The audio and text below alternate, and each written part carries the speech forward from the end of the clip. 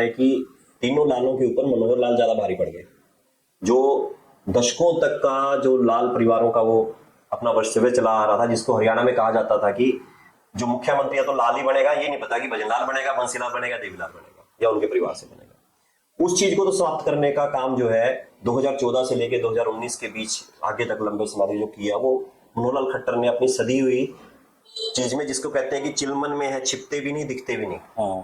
यानी कि इसमें उनका कहीं नाम भी नहीं है, मगर इसके अलावा कोई है कौन जिन्होंने काम किया। आज के वक्त में भी वो प्रधानमंत्री मोदी के मंत्रालय में है, मगर हरियाणा में उनका कितना दखल है आप जानते हैं सारी की सारी बात। तो उस लेवल पे अगर इस लाल परिवार को इस तरह से खुद में समाहित करने का, एक तो होता है समाप्त करना, एक उसको खुद में समाहित करने का कहीं ना कहीं जो श्रेय है वो मनोहर लाल खट्टर को ही जाता हुआ नजर आ रहा है। तो यानी कि लाल, हरियाणा से लाल समाप्त नहीं हुए, अभी लाल है जब तक मनोहर लाल है। हाँ, जो परिवारों की सत्ता थी वो कहीं ना कहीं ध्वस्त होते हुए, खत्म होते हुए ये कह सकते हैं कि हम परिवारवाद की राजनीति अब नहीं चलने वाली है मनोहर लाल के सिद्धांत के अनुसार। हाँ, भी परिवार तो देखो राजनीति से समाप्त होंगे, परिवार नए पैदा होते हैं। एक जो परिवार है ना, राजनीति में कोई भी परिवार 50 साल तक रहता है कुलदीप जी, क्योंकि एक व्यक्ति की उम्र और उसके बच्चे की उम्र 15-15 साल के भी लगा लो तो 30 साल तो वैसे ही हो जाते हैं। 2 बार चुनाव हार गए, 3 बार हार गए, सत्ता से चिपके रहे और रहे, तो आप जानते हो इतना साल तो वैसे चल जाता है। तो नवल जी, बहुत बहुत धन्यवाद आपका। तो आपने पूरी डिस्कशन सुनी हमारे लालो परिवार को लेकर के और किस तरीके से मनोहर लाल हावी रहे हैं। और इस बीच सबसे बड़ी जो बात निकल करके आई है कि जो लाल परिवार है वो संघर्ष करना भूल गए हैं। जब तक संघर्ष सड़कों पर नहीं करेंगे तब तक बात नहीं बनने वाली है।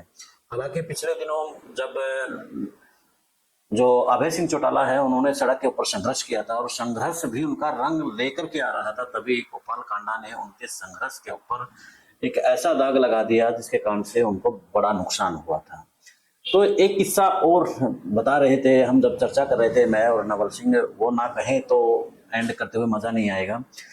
जब बंसीलाल की सरकार थी और बंसीलाल की सरकार के दौरान जब मनोहर लाल खट्टर की मुलाकात करनी थी बंसीलाल से, तब उन्होंने मना कर दिया था। तो उन्होंने तब कहा था कि हम मुख्यमंत्री बनेंगे और हरियाणा को फिर दिखाएंगे अपना जलवा।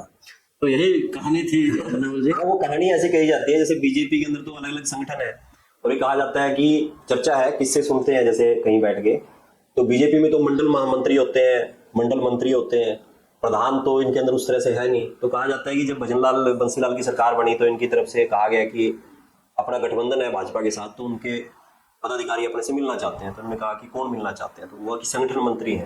कहता अपना संगठन मंत्री कौन है, उनका फलाना है, उनका फलाने ने कहा इससे मिल दे, मैं क्यों मिलूं। जबकि बीजेपी में जो मनोहर लाल खट्टर है वो अच्छे पद पे थे, वो एक प्रमुख दल पे थे जिससे बातचीत करनी चाहिए पद पे। तो उस वक्त उन्होंने कहा कि अगर राजनीति में इसी की वैल्यू है तो मुख्यमंत्री बन के ही बात करेंगे। तो कहीं ना कहीं मनोहर लाल खट्टर को लेकर जो ये पुरानी कहानियां चली आ रही है, जो किससे किदवंती है कुछ भी कह लो, वो ये तो साबित करती है कि वो एक मजबूत